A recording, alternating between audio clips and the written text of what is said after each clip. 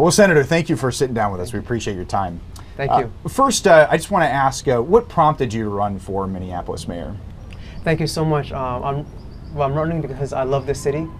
I love everything about the city, the people. I've seen as an organizer and then as a senator, people waking up, maybe sending their kids off to school, going to work, and despite like all the headwinds they're facing, still showing up. They show up to the Capitol, showing up to City Hall, fighting for the city that they love and that they want to see, and the issues that matter most to them around public safety, around unsheltered homelessness, around labor, public schools, everything. Their needs weren't being met.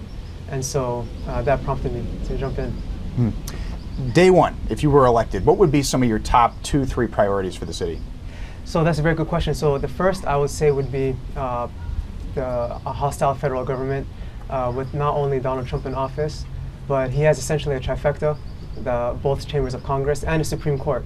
And a lot of our neighbors, especially our undocumented residents, are very concerned. Also public safety and making sure that we have a public safety system that works for everyone, as well as protecting our. The second part of this is going to be making sure that we have what's equally important to good policy is good relationships. And a lot of folks are hungry for good governance and making sure that we have an executive that not only partners with City Council, but with our county, with our Minneapolis delegation at the Capitol to bring in the resources and funding for our city, especially in a time when we know that we have a hostile federal government against us.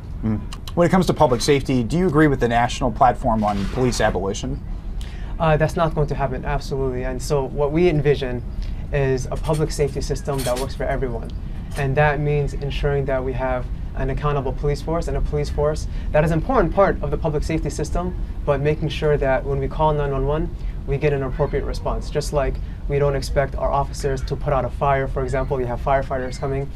We learned from the city in their own report that nearly half of 911 calls that don't need to be responded to with armed officers. And so with that knowledge, we know that that's going to take funding.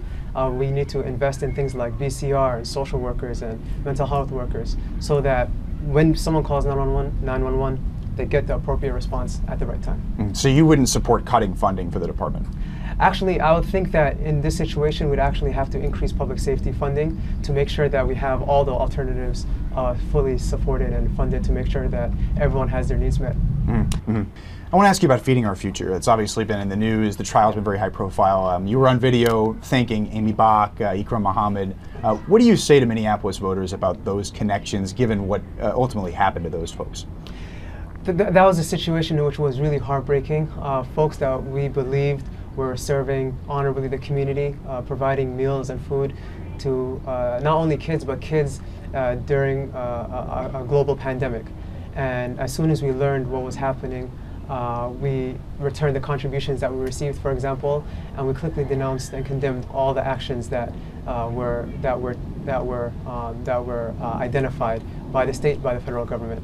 And anytime folks abuse the system fraudulently, especially when it comes to children, we need to stand against that.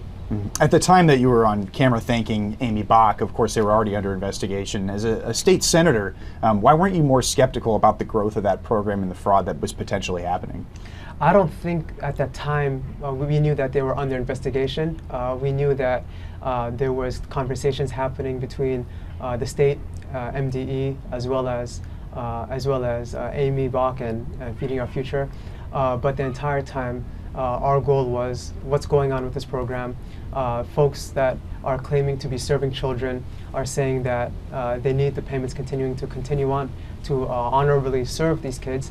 And at the time, no one knew what was happening. And that's the reality of it. No elected official, no one that was at the city, state, county level even knew that was happening. And we were heartbroken to learn what was actually happening with the program and quickly denounced all of it. Do you have any communication still with Amy Bach or Ikram Muhammad?